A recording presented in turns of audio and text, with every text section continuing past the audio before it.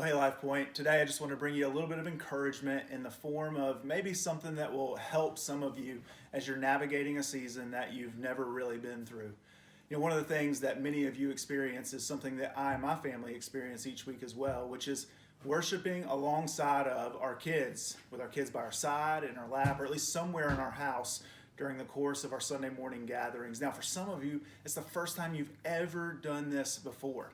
And though it's sweet and a wonderful opportunity for discipleship, it can be really challenging as well. And so today what I want to do is just encourage you. Me and my son Cam, we want to encourage you with a little bit of some help, some creative ways of how you can make the most of that time and engage your kids during worshiping from home online each week. First of all, I would say that your kids, you need to know this, your kids will not engage more than you do. That means this, you need to set a great example for them.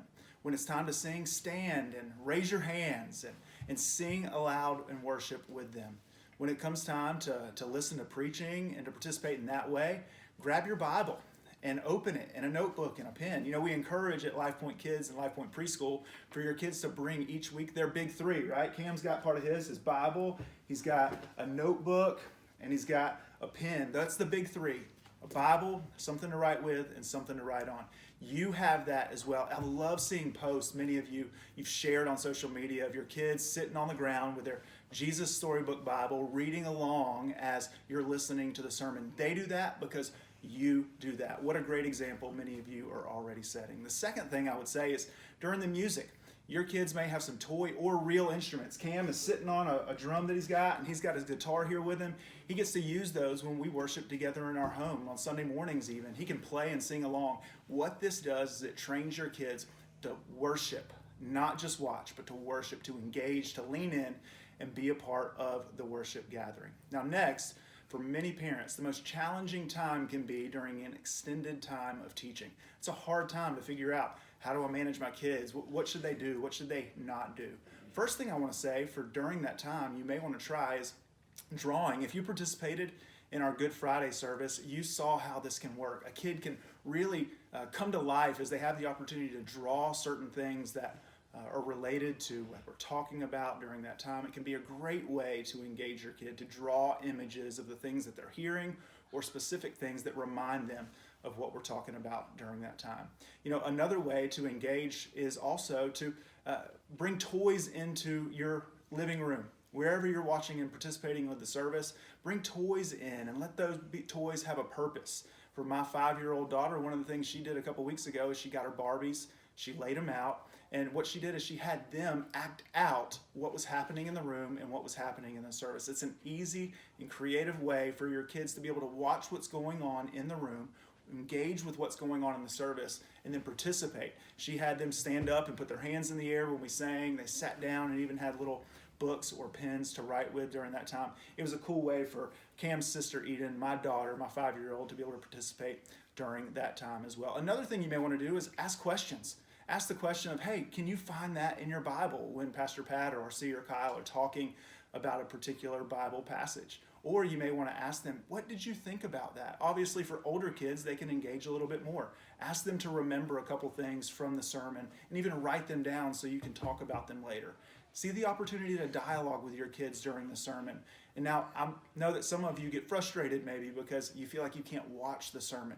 You can always put them to bed that night and go back and watch it later. That moment is significant for discipleship for them. See it as a chance to teach them and guide them through that time. One of the other things you may want to do, if you've got a young boy, give them a small ball, something you feel comfortable with them throwing in the house. Maybe it's just a couple of socks bundled up, and tell them every time they hear the word Bible or grace or Jesus to toss that ball to you, and every time you hear it, you're going to toss it back to them. It's just an easy way to have them pay attention, to listen, and to engage. The last thing I want to say is do not be ashamed of using snacks, right? Grab one of those little applesauce packets or some goldfish, some animal crackers, something like that. There's no shame. Listen, how many of us bring our coffee or our water bottle into the service each week as we're listening to preaching? How many of us grab a mint or some gum to chew so we can make our way through it? Our kids need the same thing. It's not a distraction. It's an opportunity to keep them engaged and keep them participating. Now listen, we want to encourage you in a lot of ways. The final thing I want to say is this.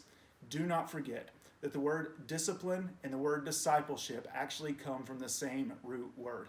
Though it may feel a little contradictory to discipline your child for not obeying during worship, sometimes it's the best thing for them, right, Cam? Yeah. That's right. And so sometimes it's important. We have to discipline to teach kids. It's one of the key and most important ways that they learn during their childhood. And so don't disconnect those things. See it as an opportunity to teach your kids. Now listen, I want to say this, that during this time, some of you are experiencing worship in your home with your kids for the very first time ever. I hope that this is the beginning of something new for many of you.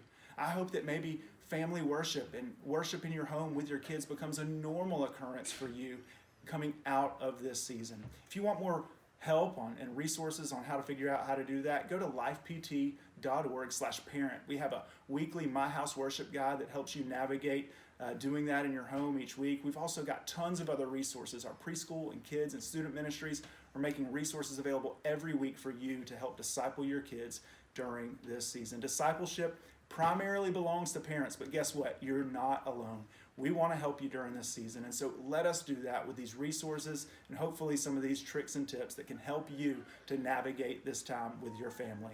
As we lean in during this time, let's lean into discipleship, the discipleship of ourselves, maybe our neighbors and friends, but especially our kids. What an opportunity during this season the Lord has given us. Let's not miss it. God bless you, LifePoint.